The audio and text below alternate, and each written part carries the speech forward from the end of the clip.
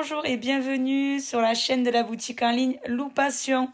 J'espère que vous allez bien. Je suis ravie aujourd'hui de vous retrouver pour vous présenter un tout nouveau tutoriel pas à pas, vraiment très facile à réaliser. Comme toujours, je vous propose des choses très simples à faire.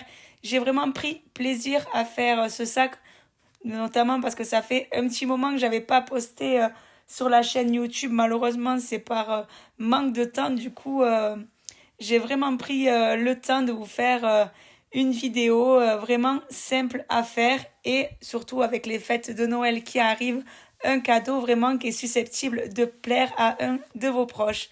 Donc j'espère que vous allez bien tous et toutes et que vous serez contents de voir une nouvelle vidéo sur la chaîne. Si c'est le cas, n'hésitez pas à liker la vidéo et pour ceux qui ne sont pas encore abonnés, à vous abonner à la chaîne.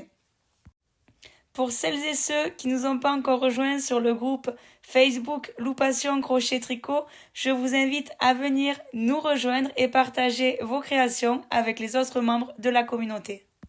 Alors pour commencer, je vais vous donner les dimensions du sac. Donc on est sur une hauteur de 24 cm et une largeur de 32 cm.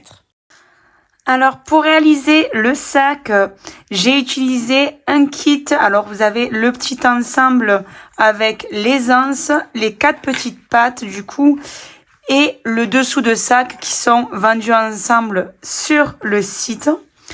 Une petite étiquette, donc là je vous montre, elle est complètement vide, il n'y a rien écrit dessus.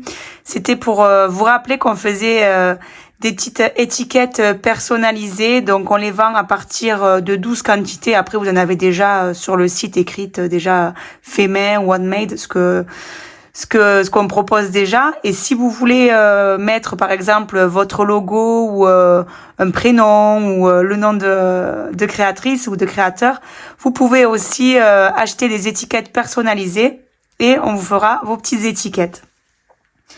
Après, il vous faut des marqueurs de maille, une petite aiguille passe-laine. Donc moi, pour faire ce sac, je prends une aiguille en fer parce que l'aiguille avec le fil de nylon au bout, c'est beaucoup mieux pour la laine, pour ce qui est du fil du Magic Bag ou du tricoton, pour les fils un peu corde, pardon. C'est mieux quand même une aiguille en fer, ça évitera de casser l'autre aiguille qui est beaucoup plus fragile. Après, donc j'ai pris bien sûr du Magic Bag, j'ai choisi la couleur Tiffany, mais on propose beaucoup d'autres couleurs sur le site. Donc là, il me reste à peu près largement de quoi faire une petite pochette carrée comme ça, ou rectangle de la taille vraiment d'une trousse, on va dire, simple. Et pour vous montrer la bobine en entier, voilà, ça représente 500 grammes, 500 mètres. Donc vous avez de quoi faire un bon sac. Et un crochet du coup en 3,5. Je voulais vous montrer pour celles qui n'aiment pas avoir un sac ouvert. On propose aussi des fermetures à glissière. Donc voilà, elles sont vraiment bien. En simili-cuir. Avec déjà les petits trous perforés. Elles sont vraiment d'excellente qualité. Et du coup, si vous aimez pas avoir le sac ouvert en haut, c'est une très bonne alternative et très facile à poser. Grâce aux petits trous, vous n'avez plus qu'à coudre à l'intérieur. Donc de tête, il me semble qu'on propose du 25, du 30 et du 35 cm. Et vous retrouverez 3 coloris différents. Voilà, donc celui-ci, c'est le coloris camel. C'est celui-ci qui est un peu plus rapproché du coup du kit. Donc voilà, on va passer du coup à la partie tutoriel. Bien sûr, vous retrouvez tous ces fils et tous les accessoires sur le site en ligne www.loupation.com. Je vous mettrai tout de toute façon en dessous dans la barre d'informations. Donc là, cette fois-ci, c'est la bonne. On va démarrer maintenant le tutoriel. Donc pour commencer, on va venir mettre le crochet au centre ici. On pose le crochet dans le trou, on met le fil autour du crochet, on ramène le fil vers nous, on vient faire un jeté et on passe à l'intérieur de la boucle. Dans le trou suivant, on vient faire 2 mailles serrées. Donc, 1 et 2. Pareil, dans le trou d'après, 2 mailles serrées.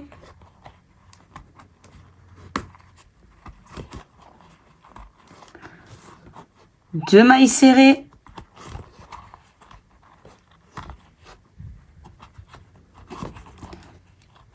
Et dans le trou ici, donc le trou de l'angle, ça fait un petit angle comme ceci.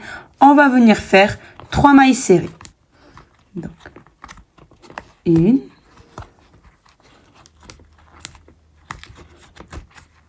2 et 3 mailles serrées. On va continuer par 2 mailles serrées. Et on fera comme ça, donc, tout le tour.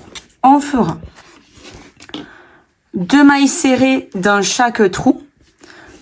Et pour les trous qui se trouvent dans les angles, on les repère donc avec la petite pointe, on fera 3 mailles serrées. Donc, 2 mailles serrées ici, 3 mailles serrées. Mailles serrées 2 ici, dans l'angle là, 3 mailles serrées. Pareil, 2 mailles serrées, dans l'angle ici, 3 mailles serrées, et les 3 derniers qui resteront, 2 mailles serrées. Et on se retrouvera ici. Je suis au bout du rang, je viens de finir par faire 2 mailles serrées ici dans le trou de départ. Donc, 1 et 2 mailles serrées. Et on clôture ce rang par une maille coulée ici, dans la maille de départ. On enchaîne le prochain rang par une maille en l'air et on va venir prendre le marqueur, donc un petit marqueur de maille, et on va venir marquer en dessous de notre maille en l'air, comme ceci. Et on va continuer le rang dans le brin arrière en maille serrée. Donc, on va venir piquer dans le prochain brin arrière. Et on continue comme ça, en maille serrée, tout le tour.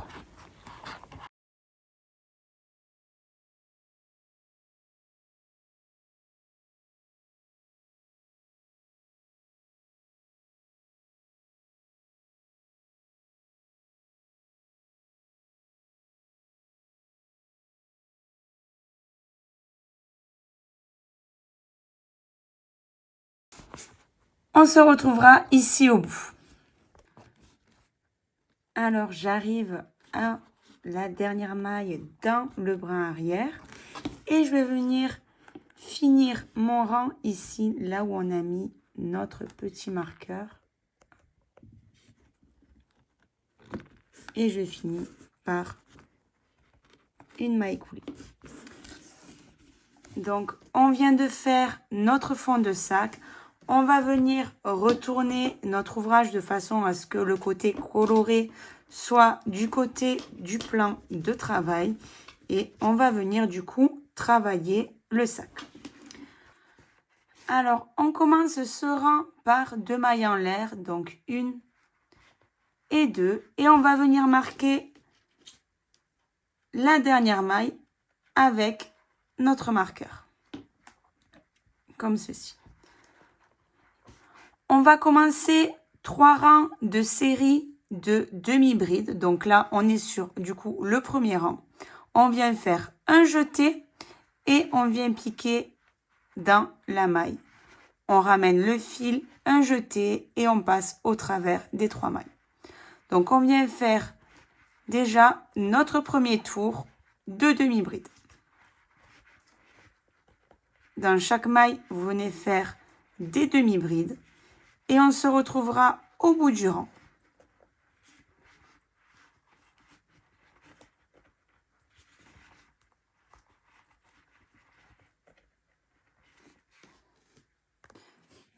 Alors, je suis à la dernière maille de mon rang. Donc, je fais ma dernière demi-bride et je vais venir piquer là où il y a mon marqueur. Je viens faire donc une maille coulée. Hop, j'enlève mon marqueur et je repars pour ce second rang avec pareil 2 mailles en l'air.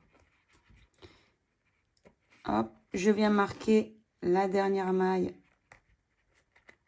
avec mon marqueur. Et je suis repartie pour un rang de demi-bride. Donc, je viens faire un jeté et je viens pas piquer ici dans la maille là. Je viens piquer dans la maille à côté ici, comme ceci. Et je continue avec mes demi-brides tout le tour. Donc, on va faire un second rang, puis un troisième rang de demi-bride et on se retrouvera au bout de ce troisième rang de demi-bride.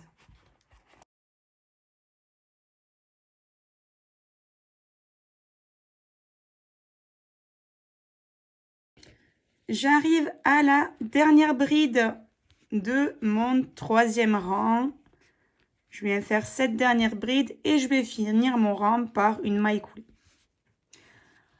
On va maintenant s'attaquer au rang suivant. Donc, on va faire un rang avec un point de perle. Donc, pour cela, on va débuter le rang par 3 mailles en l'air. Donc, 1, 2 et 3 mailles en l'air. Et là, on va venir du coup travailler sur ces 3 mailles en l'air qui vont nous servir de bride de départ. On va venir travailler notre point perle. Donc, on va venir mettre l'ouvrage du coup à la perpendiculaire et on va venir piquer ici notre point fantaisie. Donc, on vient faire un jeté et on va venir piquer là. Donc, on insère le crochet dans l'espace. On ramène le fil à l'intérieur une première fois. On va faire ça 4 fois. Donc, il nous reste donc 3 fois. Un jeté. Je ramène mon fil une deuxième fois. Un jeté. Je vais dans l'espace. Je ramène mon fil une troisième fois. Un jeté. Je vais dans l'espace. Je ramène mon fil une quatrième et dernière fois. Je viens faire du coup un jeté et je passe au travers de tous les brins. On refait un jeté, on saute une maille, donc celle-ci, et on va venir piquer ici en faisant une bride. Donc, j'insère mon crochet, un jeté, je passe au travers des 2 brins, un autre jeté et je passe au travers des brins suivants. Et là, pareil, on va recommencer à travailler à la perpendiculaire. Donc, un jeté, on va passer ici, dans l'espace ici, une fois, un jeté 2 fois, un jeté 3 fois et un jeté 4 fois. Un dernier jeté, je passe au travers de tous mes brins. Un jeté, je saute une maille, je viens piquer à la maille d'à côté et pareil, je refais une bride. Je vous montre une dernière fois. Un jeté, on vient travailler donc à la perpendiculaire, je passe une fois. Un jeté, je passe 2 fois. Un jeté 3 fois. Et la quatrième et dernière fois. Un jeté et je ramène tout. Un jeté, je saute une maille et je fais ma bride. Donc, on va répéter ce point du coup tout le rang et on se retrouvera ici. J'arrive à mon dernier point perle. Donc, je vais faire ma dernière bride.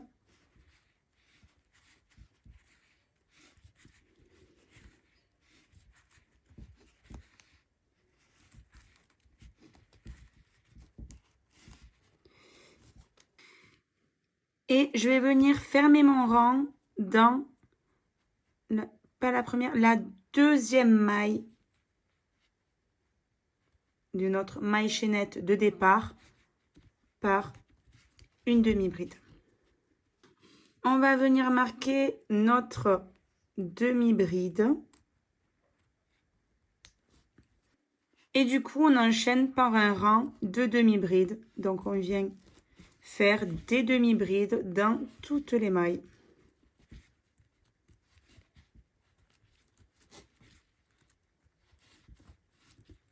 Donc, on reprend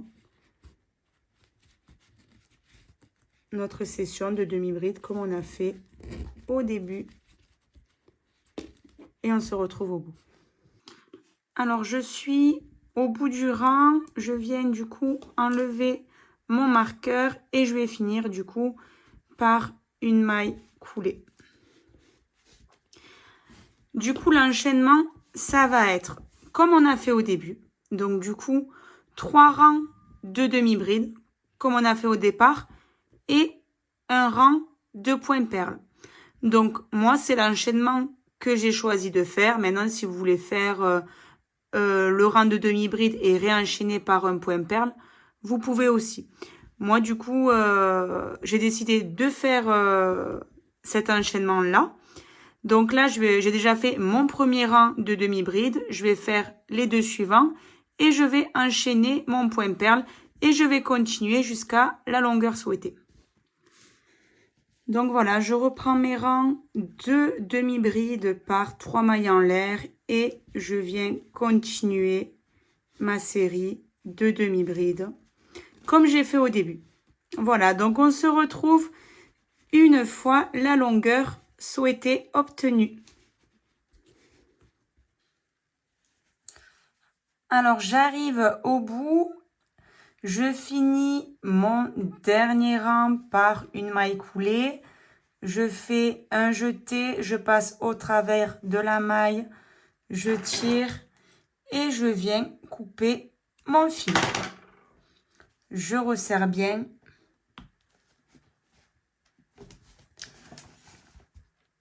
Alors, à l'aide d'un briquet, on viendra brûler le fil ou sinon, si vous n'avez pas de briquet à disposition, vous venez avec une aiguille passellaine, cacher le fil derrière les mailles. Alors, un petit récapitulatif. Donc, j'ai fait 1, 2, 3, 4, 5 rangs avec le point perle, 3 rangs de demi-bride, point perle, 3 rangs, point perle, 3 rangs, point perle, 3 rangs de demi-bride, point perle. Et j'ai fini avec 5 rangs de demi-bride pour donner une petite largeur pour pouvoir poser les pattes des anses. Donc, une fois notre sac terminé, on va venir poser l'anse. Donc là, j'ai fait déjà un côté pour vous montrer poser. Donc, du coup, on va venir poser en tout premier des petites pattes comme ceci, qu'on va venir plier du coup au bord de l'autre côté. Donc, on va devoir se mettre un peu les 2 derniers trous à ras, on va dire, doivent être sur le rang, le dernier qu'on a fait dans les trous. Et on va tout simplement venir passer l'anse à l'intérieur. Donc, on va coudre, bien sûr, avec l'anse déjà attachée de ce côté. Donc, on va venir faire des petits points comme ceci. Moi, j'ai doublé, mais si vous voulez faire juste un seul point, ça tient très bien aussi. Moi, j'ai préféré doubler par préférence et aussi pour que ça tienne encore mieux. Voilà, donc on va venir poser de l'autre côté. Alors, moi, après, je pense que là, c'est vraiment au goût de chacun. Moi, j'ai posé à peu près 5 cm du bord, il me semble. On va vérifier ça de suite. Oui, voilà. Donc, j'ai déposé mon anse à 5 cm du bord de chaque côté. Après, c'est au goût de chacun, je pense, si vous préférez peut-être. Voilà, moi, j'aime bien que l'anse soit assez ouverte. Et si vous préférez plus serré, il vous suffit juste de rapprocher et de voir du coup ce qui est plus à votre goût. Donc, on va venir poser l'anse de l'autre côté. Alors, vous prenez une aiguille passe-laine, un peu de fil. Pour plus de facilité, pour passer le fil dans le chat de l'aiguille, vous n'hésitez pas à venir cramer un peu pour l'aplatir. Je conseille plutôt avec le Magic Bag une aiguille en métal, comme ceci, tout métal, plus que l'Ecnic Pro qu'on propose avec le fil de nylon. Pour éviter que ça se casse, l'autre est beaucoup mieux pour de la laine. Pour des fils type cordelette ou tricoton, c'est beaucoup mieux une aiguille passe-laine comme ça qui est beaucoup plus costaud. Donc du coup, on va venir prendre notre anse. Du coup, on l'a rentré à l'intérieur. Et bon là, ben, c'est facile pour moi. Je vais venir juste me mettre bien en face. Voilà, comme ceci. Sinon, vous allez venir mesurer et vous mettre un petit marqueur de maille pour vous rappeler à peu près la longueur. Donc, on va venir passer notre fil à l'intérieur des deux trous. Donc, le trou qui se trouve de l'autre côté ici et le trou devant. Et on va venir simplement passer de trou en trou.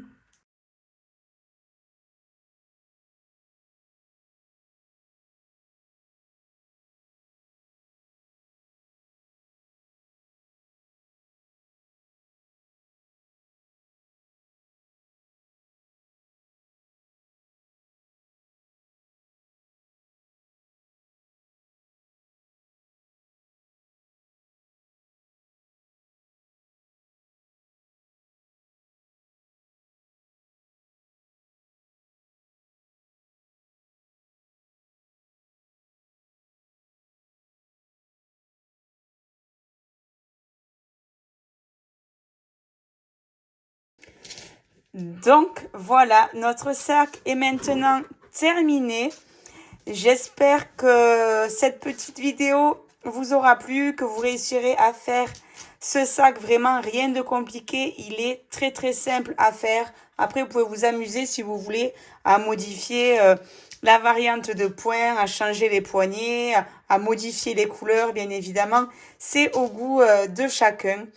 Donc voilà, j'espère que ce tutoriel est assez simple à comprendre. En attendant, merci d'avoir regardé jusqu'au bout cette vidéo. Je vous dis à bientôt dans une prochaine.